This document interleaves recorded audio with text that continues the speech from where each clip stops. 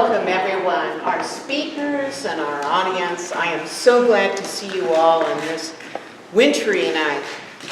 This program is about diversity, equity, and inclusion issues.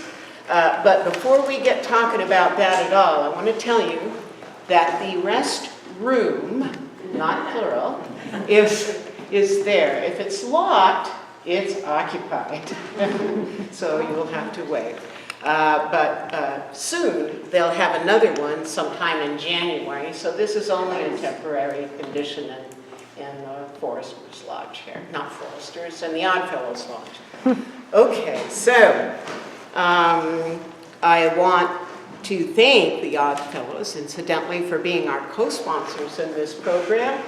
And I want to tell you why, very, very briefly, DEI is an issue for us now, has been in the past, and continues to be in the future. Everything's changed. How we look at DEI issues now and how they will change in the future is just, we're going to have to brainstorm a lot to try and figure out new actions and new approaches. I mean, for me, being a government employee for most of my career, DEI issues were particularly important in hiring.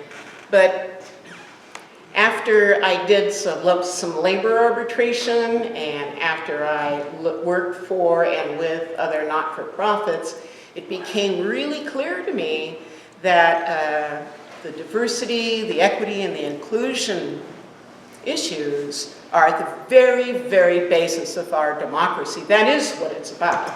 I mean, when you get down to the bottom of it, it's the basis of wise choices, decision-making, and lasting solutions.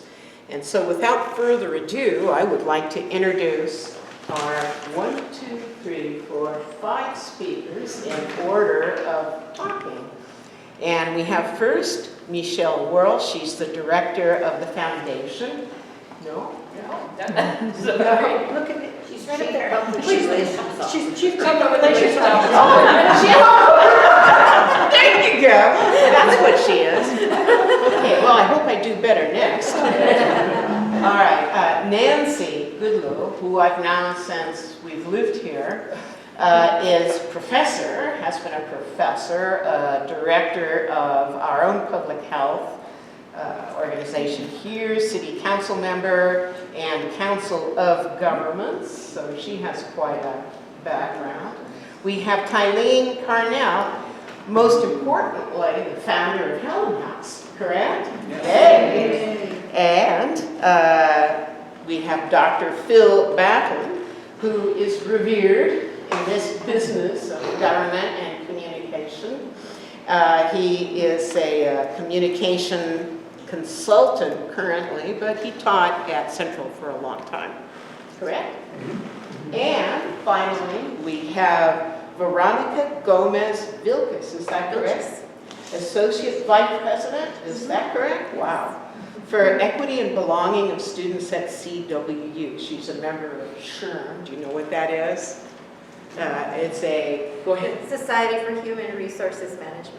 Very good. She's got a master's in communication and a BA in Spanish, so you knew a couple of my good friends.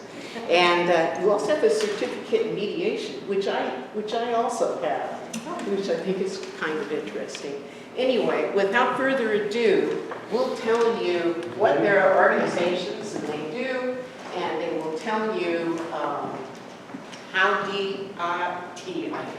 DEI plays a role in just about everything. Well, thank you, Roberta. You can't hear me. Just let me know, please. So, my name is Michele Wurl. I'm the Chief Public Relations Officer at Kittitas Valley Healthcare. And you may notice I'm the one person up here that's not on this council. So why is KVH here? Well, to start with, we have over 800, we call them belly buttons, that come work in our organization. Some are full-time, some are not. And so there's a lot of people that work for us that have an influence in this community. We also see over 100,000 individuals visits coming in through our organization. So we obviously touch a lot of lives in this county, both people that live here and people that travel through here. So thank you very much for inviting us to be a part of this conversation. I feel like we have an integral role in this conversation. Go ahead and move on. So for those of you that aren't really familiar with KVH, since Julie, our CEO, has been here in the last 8.5 years, one of the first things she did with the organization was work with the Board of Commissioners and the leadership to set up the strategic vision of the organization. And to this day, that is what drives us. So in 2018, when we started that vision, when we look at the DEI lens, we were talking about access and community engagement. And are our care models designed to meet the needs of the patient, regardless of who that is? Are we promoting a culture where that patient is coming first? And are we partnering with people in the community that are also doing that instead of going it alone? So that was kind of the course that we had started in 2018. And in 2020, aside from a worldwide pandemic, we all probably remember what was going on with the racial tensions and George Floyd. And in the first time that I can remember, I've worked in nonprofit and public hospital districts my entire career, our board and our leadership felt it was very important to come out and talk about what was the role of healthcare in this conversation and where do we fit. And this was a statement that our board came up with that basically said, we want to make sure that as a healthcare organization, any patient that comes into our organization in whatever reason, whatever fashion, has the same chance of a healthy outcome, has the same type, is met where they are, and that we provide that type of care. And as a workplace, we want to make sure that we are promoting that same culture of inclusion and acceptance. And so that was the statement that our board came out with. Now fast forward to when we looked at the refresh on the next slide, we went back to that saying, what does that mean? How do we actionably do something on that? And we really put this in a place called customer experience, was our primary place. And from the healthcare point of view, which is where, that is why we are here. It's all about health equity. And how are we making sure that what we say, what we think, is we are providing health equity? How do we know that we're doing that? Are we actually making that happen? We felt it was very important to call that out in our tactics. So this is literally our printed product from what our strategy is 2022 to 2025. And you'll see in customer experience, it was the very first thing we pulled out. And we were using the American Hospital Association, AHA's template that a lot of people smarter than I have put this together to talk about what do we need to look at, what do we need to do. And one of the main things with KVH or medical establishments, we rely on data, we rely on facts, we rely on protocols. And we could say it was very important for us to make sure we're providing equitable care. We need to make sure that we are providing comfortable care and culturally sensitive care. But how did we know that? We didn't. We didn't have the data. We didn't have the mechanisms. We had what we felt, and we had personal stories, but we didn't know. So for us, that's where we've been on the next journey. So if you want to go to the next slide. So it really started, you'll see in 2023, we were looking at our systems. And I say the same thing to our employees that I will say here. We're doing this because it's the right thing to do. Priority number one. Number two, we're doing this because it's strategy determined by our board and our leadership. And number three, we are doing this because there also happen to be some state and federal guidelines. But that is in order of why we are doing this. The latter is kind of what's driving some of how we are doing this. So the very, very, very first thing we had to do is make sure our systems were equipped to capture the data. Are we capturing race, and you'll see real, SOGI, and SDOH in healthcare terms, the way we're talking about that. Real is race, ethnicity, and language data. SOGI, sexual orientation and gender identity. And SDOH, social determinants of health. So these are all questions that we ask. at different places of the process. And we needed to make sure that our data systems were, number one, were able to capture it. Number two, that our staff were trained to know how to ask the questions, why we're asking the questions, and respond to questions from patients on what we're doing. And so that really took up 2023. Our electronic medical record system, EMR, wasn't set up to answer these things.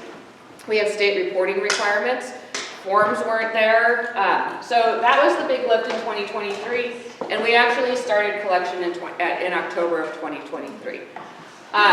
So as we move to, I think what could be the last slide. So what are we doing now that we have it? Well, we've started the process of looking at the data to make sure where are the gaps. And we're really good at capturing race, ethnicity, and language data. That's generally done when people walk into the organization at whatever entry point they come. Sexual orientation, gender identity, not so much. That's an area we need to improve on. And why do we need to improve upon it?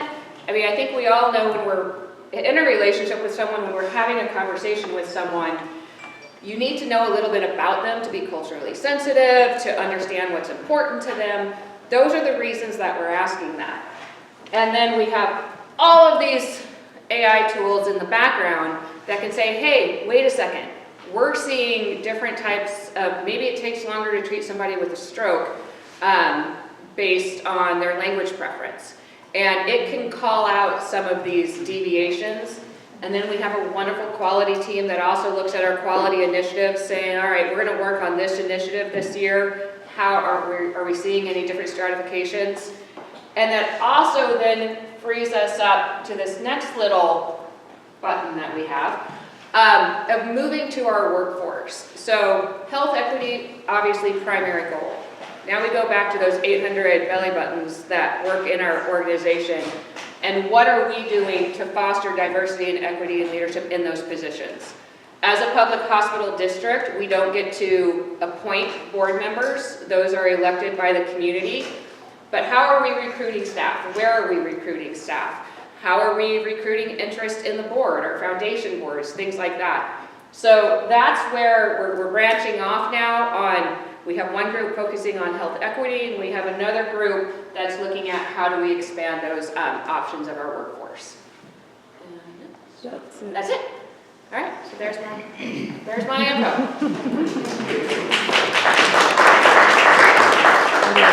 I will show you this. And I will not. Is it okay if I sit down? Yeah. So if I stand up, I'm not sure I can read my notes.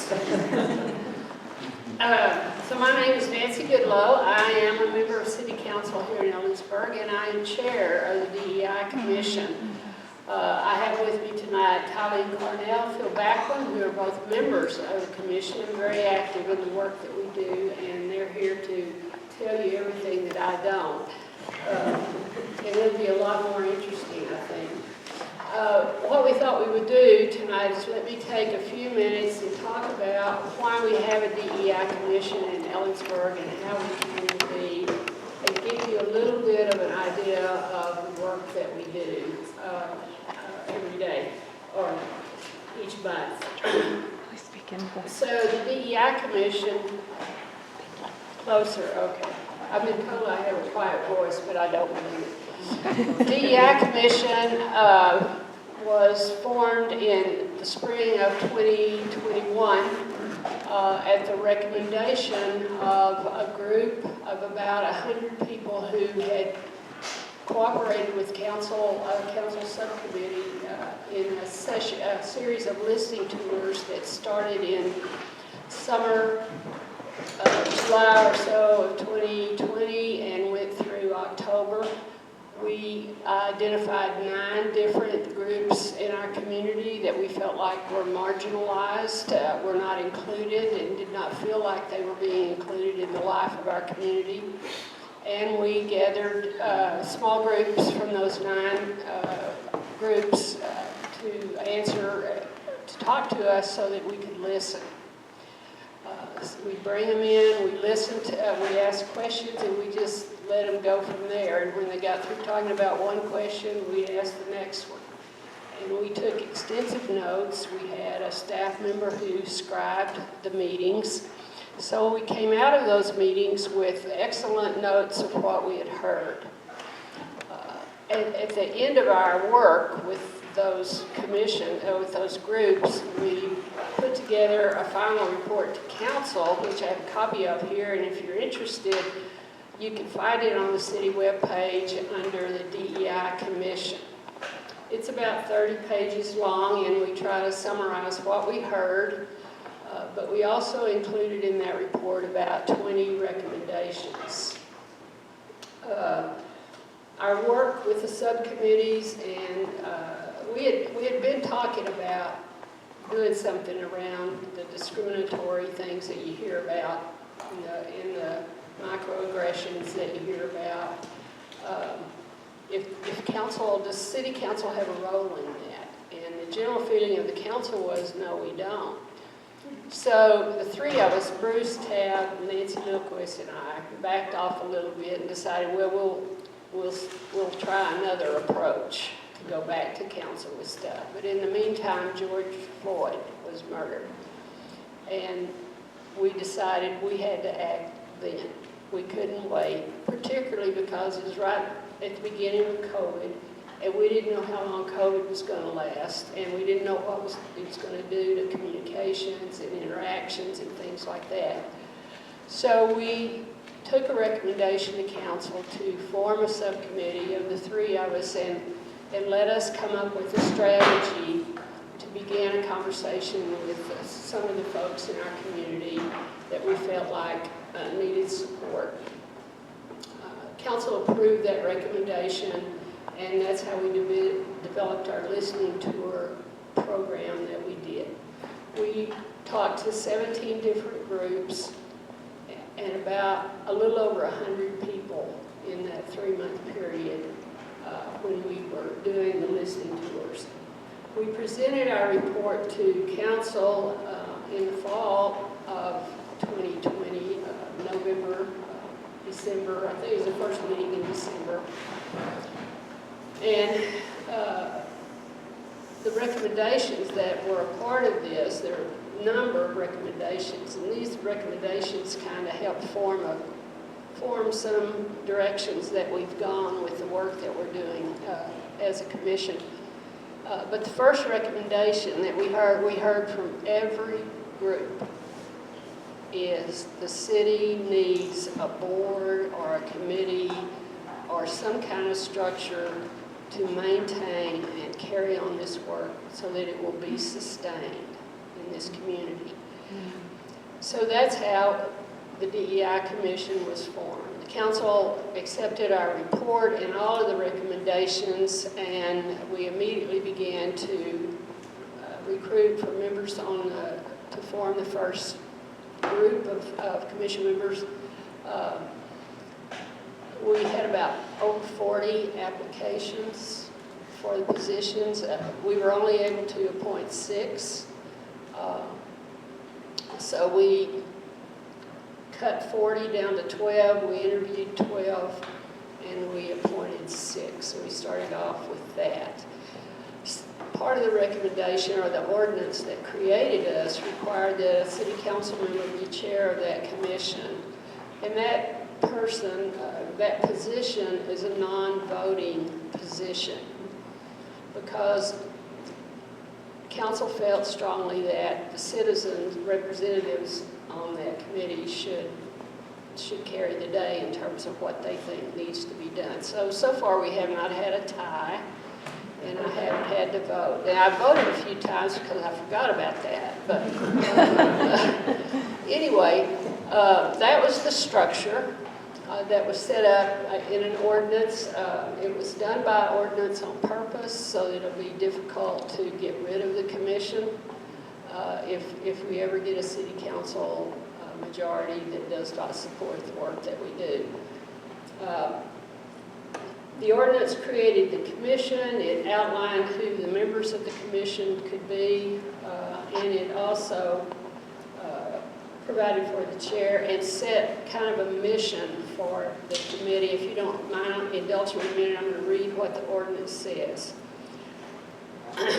Purpose of the commission is to assist the Ellensburg City Council in promoting diversity, equity, and inclusion in the City of Ellensburg through action, education, and guidance.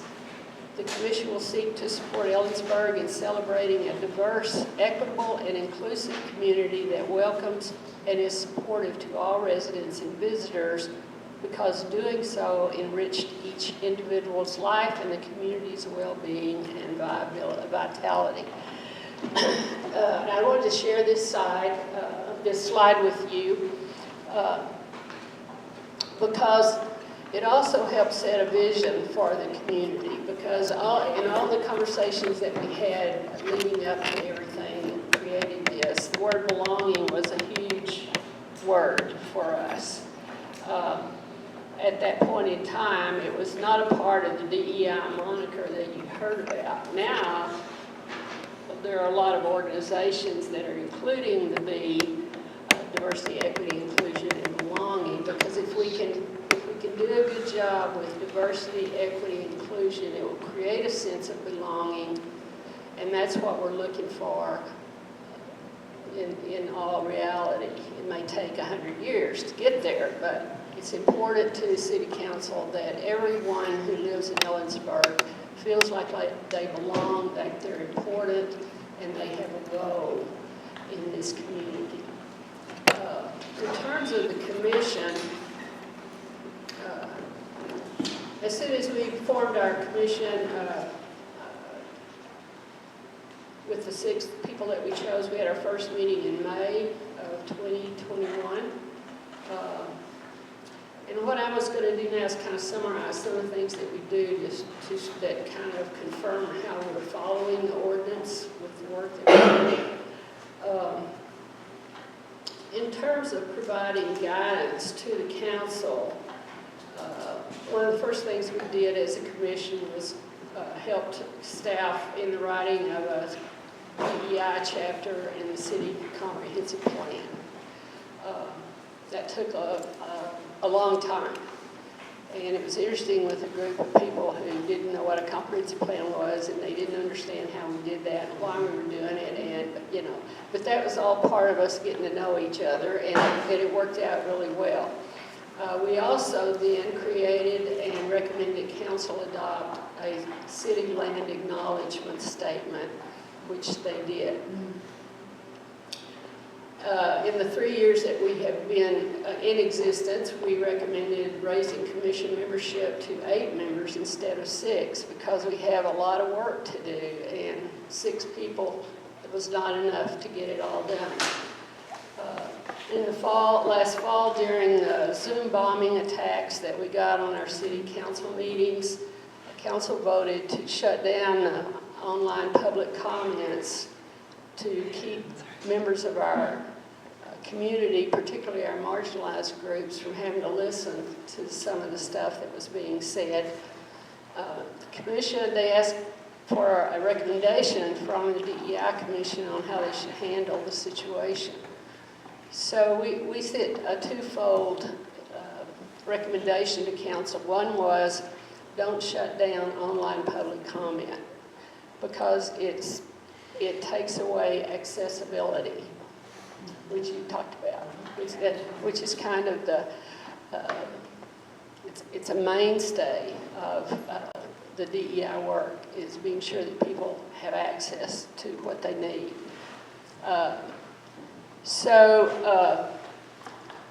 Council acted on that recommendation, and they reversed their decision, and now we have online public comment. I'm just waiting for the next Zoom bomb meeting to happen. We have put in place a fairly extensive screening process for people who want to participate in the public comment, in an effort to try to screen out some of the applications to do that might seem like they're not really going to talk about city business on those comments. So that we'll see how that works. It worked really well last year as we used it.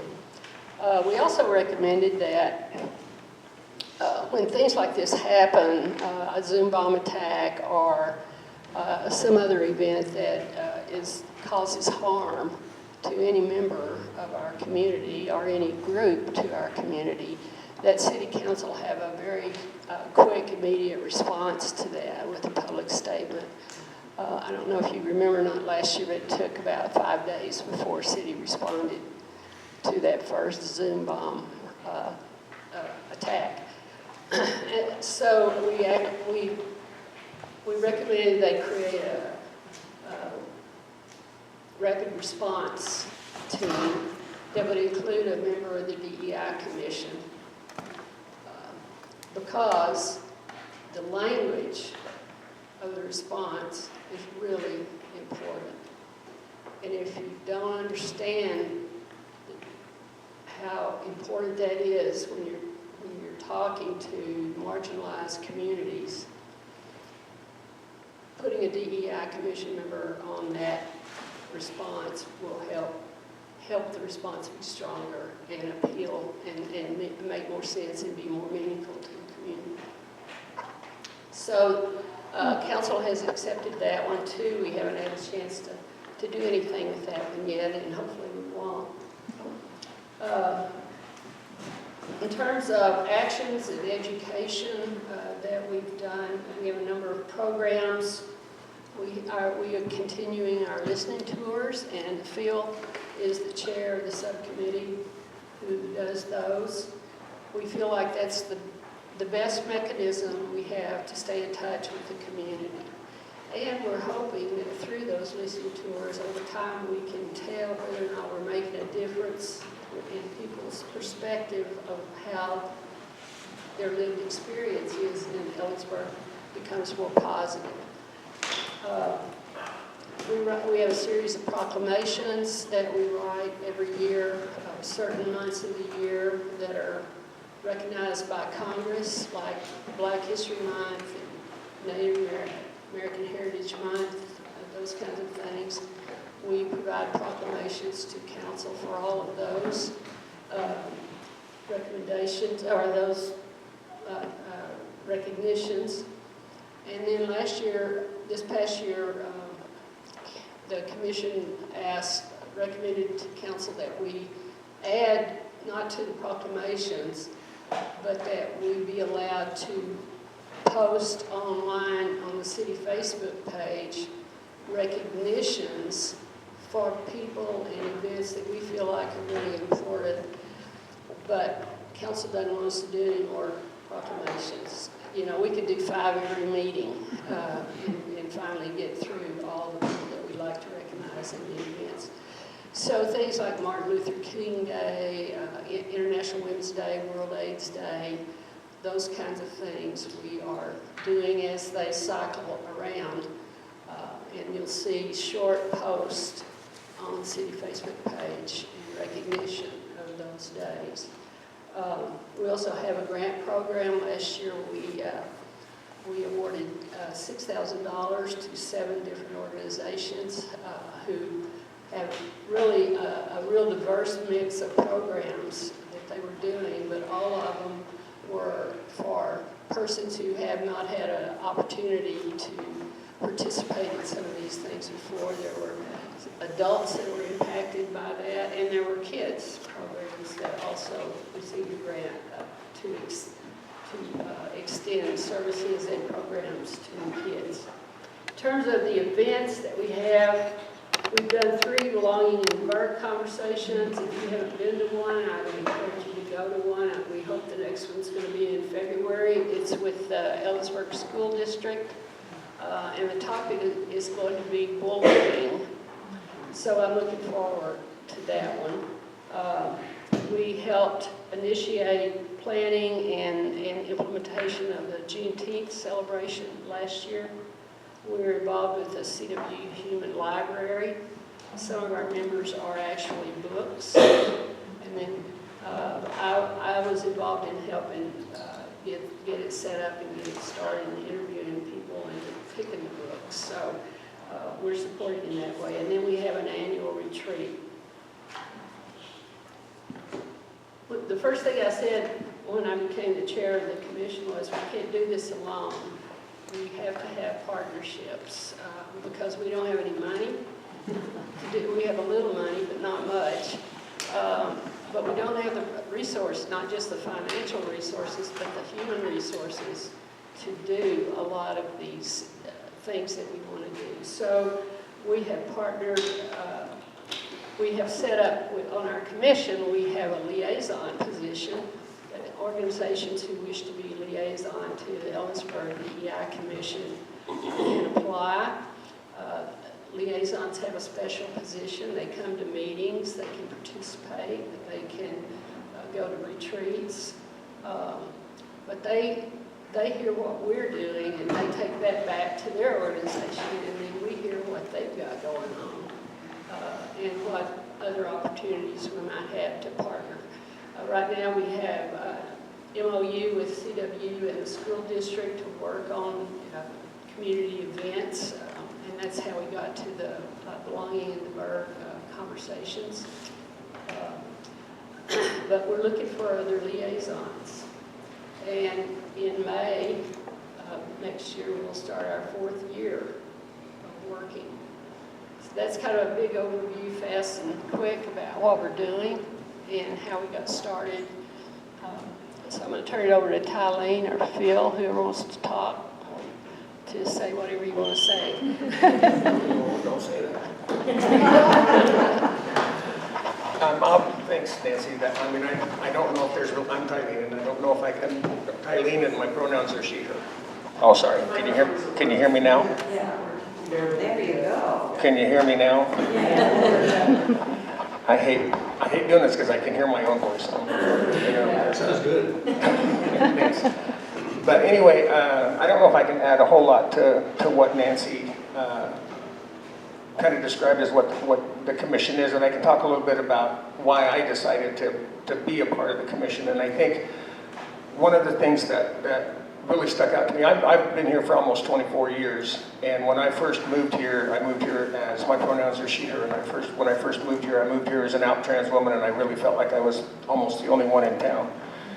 And I got asked and invited to speak to a lot of groups, a lot of organizations. I started Central and was invited to come and speak at a lot of classes and just talk about lived experience, right? I mean, I have this way of looking at the world that I call one life lived twice. I lived half of my life living in a certain perspective of life that I was kind of born into, that I was kind of a privilege that in some ways I earned, but in a lot of ways it was just given to me. And then, you kind of wind up taking life on a different role, and you get to see the opportunity. You get the opportunity to see life from a different perspective, right? So that was kind of how I looked at my storytelling and how I shared my experience in a way of hopefully educating people in the community about what the trans experience was about. I worked in mental health for 14 years, and for 8 of those years, I ran a psychosocial rehab program called called Horizons, that we started at Comprehensive Mental Health. And it was an opportunity to not meet with clients in the mental health field as a counselor/client, but a way of meeting with them while we were peeling potatoes for lunch, or while we were driving to Yakima to go grocery shopping for the clubhouse or whatever it was. And you learned so much more about people through them telling and sharing their stories and their experiences of not just what brought them to Ellensburg, because a lot of them didn't come here originally, but about their experiences also in Ellensburg, right, since they have lived here. The same thing was started. I worked for Pride Foundation, and I used to travel the state listening to people. We talked about SOGI. Does everybody know what we mean by SOGI? Sexuality, orientation, gender identity, expression. Okay, good. I see a lot of head nodding. But meeting with people across the state that were also talking about their experiences and wherever they live. Sometimes, that might be Royal City. Sometimes it might be Mattawa. Sometimes it might be Walla Walla. Sometimes it might be Spokane, right? And one of the things that really stuck out to me as been a kind of a passion that I got into was listening to these kids in these areas talk about their experience and seeing the resources that they had for other youth spaces, and that was how we come together. We're starting a Helen House and providing a space for queer youth and young adults to come together to find community, to find safety, to find resources, and to be amongst people like themselves, like them. So when this opportunity came about, the thing that really entices me about this commission compared to all of the other commissions that the city has, this one to me feels more about getting down to the people's lived experiences in our community. It's not about housing, it's not about art, it's not about transportation, you know, making sure everything looks historical or whatever kind of thing. It's about people's lived experience. And the only way that you can gather those lived experiences is by sitting down with people and listening to them share their experiences. And then, you know, it's like Nancy said in the beginning, listening to that and taking that experience back. And what are the common themes that we're finding in these listening tours that we're hearing? And how can we take these back to the city and let the city know there's recommendations? As a commission, we don't have any power. We don't get to make policy. We don't get to make rules or laws or any of that kind of stuff. We simply, you know, suggest or recommend or maybe, advise, maybe, you know, the city on ways that we can put things in place. And it's not, the other thing that I want to throw out, sorry, I get crying out for that. That when we're talking about diversity in our community, we're not talking just about the Soji community. We're not talking just about the Black community or, you know, the Latino community. We're talking about folks with disabilities. We're talking about folks that are, you know, have hearing challenges or vision challenges, and how we can make the city and what the city offers more accessible to them as well. So when we're talking about, you know, when we're talking about diversity and equity in our community, I think it's a lot bigger umbrella than I think what is usually thought of when people are talking about DEI. So that's my little thing. That's why I come to the commission, and you're still. Thanks, Tylene.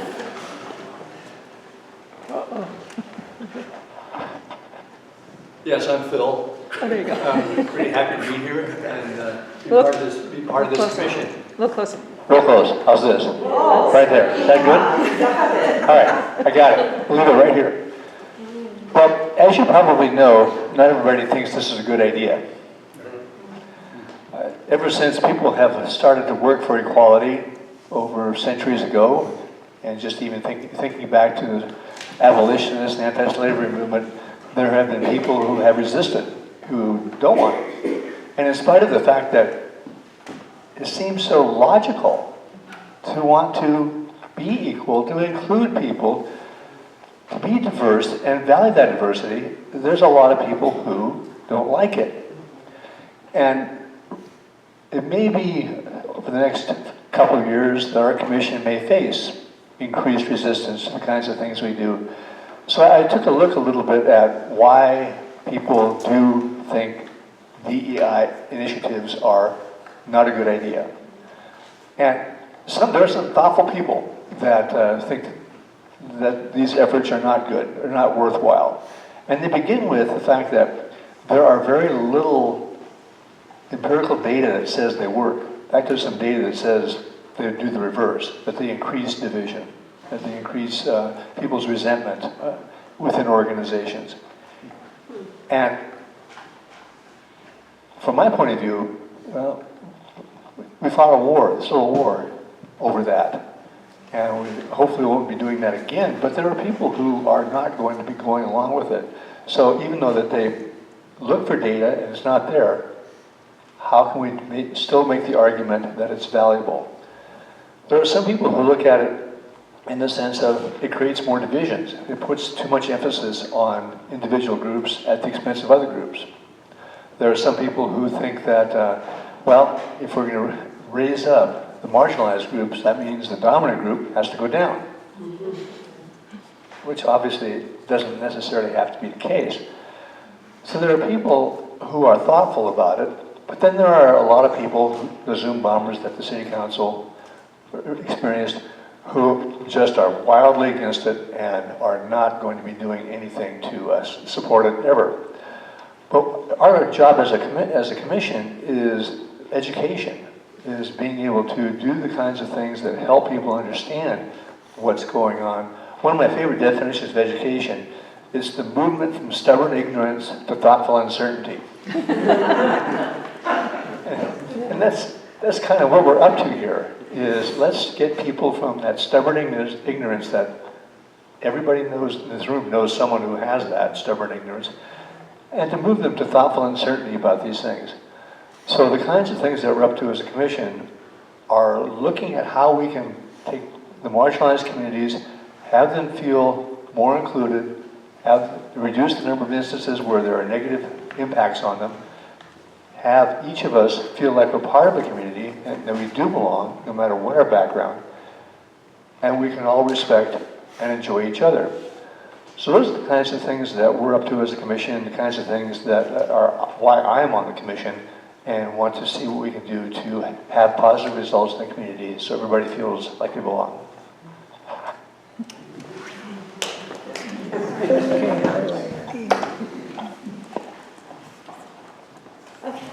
I'm going to stand. So I've been sitting all day. Stand over here. So I'm Verónica Gómez. I use she, her, ella pronouns, and I add the ella because that lets people know I'm bilingual and Latina. Briefly a little bit about me. I come from a migrant farm-working family. My mom just retired from packing apples for 30 years. Yeah, so I'm so glad that she finally retired. And I think as we're thinking about DEI and how there's some rhetoric out there about farm workers, she put apples out there for you all to be able to eat. So just be thinking about that. I came to Central in 1998 as an undergrad, and I got my degree in Spanish and bilingual education in ESL, and then decided years later to pursue my master's in individualized master's in intercultural communication, which Phil was heavily part of. And I then did my master's in HR certification. And I've done different roles at the university. And my latest role is Associate Vice President in Student Affairs, looking at equity and belonging for our students. So what I'm going to talk to you a little bit about today is what we've been doing at the university and some of the progress we've made. Still a lot of work to do, but I just kind of want to share that. So next slide, yeah. One of the biggest things that we did as an institution when President Wurl joined the university was to gather faculty, staff, and students together to come up with a new mission and vision for the university. And I felt like this was a whole new direction than where we have been years ago. To have a vision that actually talks about equity and belonging, that talks about access, and the same for mission, is a huge step. Right, because now we're acknowledging that this is where we need to be as an institution. So everything that we do, this is where we go to make sure to guide us through it. The Board of Trustees approved that on May 2022. Next slide. The strategic plan also was a committee that the president put together to work on figuring out what, now that we have the vision and mission, now let's do the strategic plan. So I highlighted a couple of things from the strategic plan that are related to our DEI initiatives. The first one is unifying the value of student success. The whole reason why the university exists, right? We're there to serve our students, make sure that they graduate and that they have a positive experience on campus. And in order for that to happen, we need to make sure that they have access to resources and that they're equitable and accessible to them. And we also look at cultural wealth. Before, and we're still working on it because there's still some folks that are not understanding the importance of cultural wealth. They see that our marginalized communities, our minoritized communities have a deficit instead of seeing all the wealth, cultural wealth and knowledge and experience and skill that they bring. So we're shifting that mindset on campus. And also providing intentional professional development for staff to ensure that we understand the demographic that is coming to our campus and evaluating our services to make sure that we also have those accessible and that are relatable to the student that's coming to our doors. The other one is the core value of belonging. Now that is part of our strategic plan as well. So the fact that these things are in there is a really testament to where we want to go as an institution. So these are some of the pieces of equitable hiring and retention is really critical for us. It's really important that representation matters to our students, so we want to make sure that we're diversifying our faculty and our staff and our administration. One of the other pieces that's within the strategic plan is that CW is pursuing to become a Hispanic serving institution, and I'll explain more what that means. And that is built into the strategic plan. Not very many universities will include that component in their strategic plan. And of course, in creating a cultivating, welcoming, and campus culture. The other big initiative that the president calls it the trifecta. My role is really new to the institution, and so is Elvin's. So Dr. Charlita Shelton, she is the Vice President of Equity and Belonging. Her role is more at the institutional level, broader things, implementation of initiatives. Dr. Elvin Delgado, he is just recently the Associate Vice President for Faculty Relations and Equity and Belonging. So he looks at the equity and belonging through the faculty lens and support the faculty. And then my role looks at the students, making sure that the students, they have a good experience on campus. And when they don't, what are we going to do to rectify that? So that's why he calls it the trifecta. This is really new to the institution. And we're still trying to figure out what those roles will look like and how do we collaborate with each other and put in initiatives on campus that will support our students and our faculty and staff on campus. So for Charlita, one of the big things that we are working on campus is Senate Bill 5227. The state had passed this bill mandating that public higher education provide DEI training to all faculty, staff, and students. So 100% of all new employees should have this DEI training, 80% of the active employees, and then there's 2 tiers. Tier 1, there's one required for sure that everybody has to go through. And then out of Charlita's office, they'll be offering different type of DEI training as an option, additional development for faculty, staff, and students. And then there has to be a report that's provided to President Wolpart and the Council of Presidents every academic year about this Senate Bill 5227. What's very rare that happens from the state is when they pass some bills, they don't attach money to it, right? Yeah, this time they did. So we have funds that we can use to bring speakers and further the development of our faculty, staff, and students. So HSI. So thinking about the region that we're at, right, Central Washington University.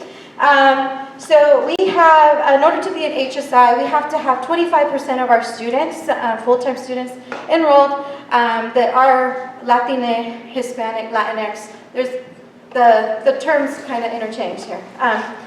And we are at 24%, so we are very close. And what does that mean? That means that we have access to federal grants, hopefully. We don't know yet, but hopefully we will. I don't know what that will look like. And one of the pieces of that is that there's quite a few universities and colleges across the nation that are part of this HSI designation. And you apply for grants, and the grants don't specify that it has to be for Latina and Hispanic students.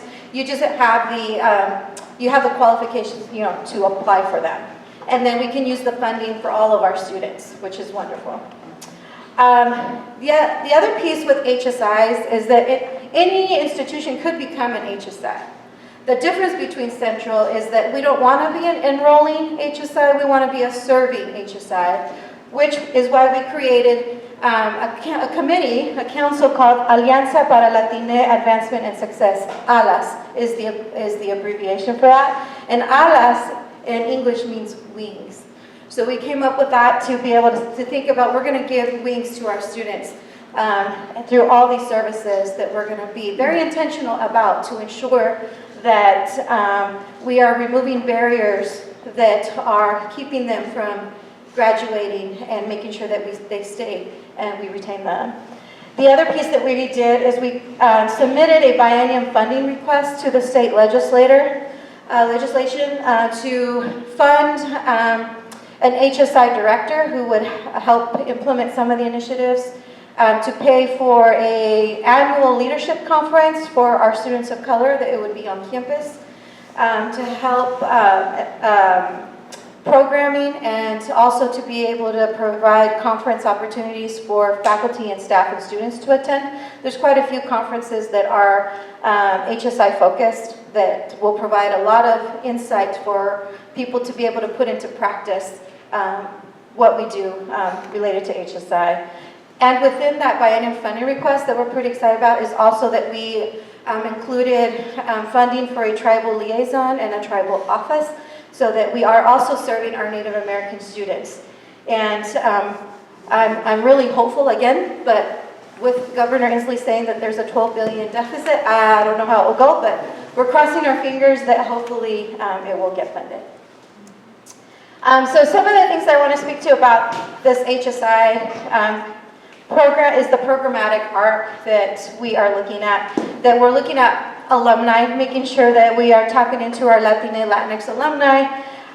We are partnering with our Latino Latin American Studies program, of course, ALAS, the committee. We're looking at different ways that the Division of Student Engagement and Success is supporting our students, such as the Mariachi Festival in Wenatchee. We give scholarships to students that participate in the Mariachi Festival, and then they come to Central. And if you did not know, CWU has a student mariachi now, so we're pretty happy about that. And they do gigs, so just a little.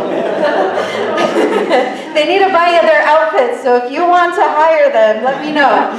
And then we also have Casa Central, which is a living learning community in Barrow Hall, where students are from our Latino community are able to live together in one wing and be able to build community, especially for our first-year students, first time away from home. It's nice to be able to have a community that have a similar experience.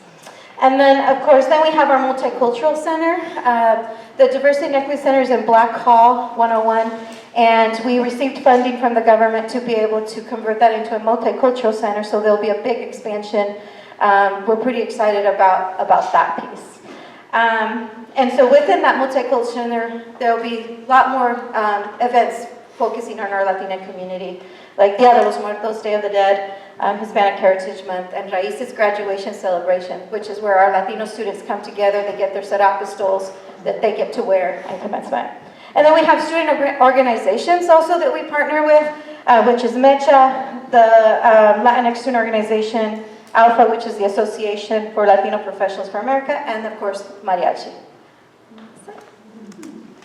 And that's it. One other thing that the group was talking about is that at the university we're also looking at DEIB plus A, which is access. Because many times in the conversation we forget to include people with disabilities. So access is really important for us at the institution, making sure that the students are able to be successful in the classroom and outside of the classroom. And then the other piece that I want to highlight is that another demographic that gets lost within the Latina community is our undocumented and documented students. And we're trying to include a lot more conversation on how are we going to serve our undocumented students, especially with the heavy rhetoric that's going on right now. There's a lot of fear among our students, so we want to protect that.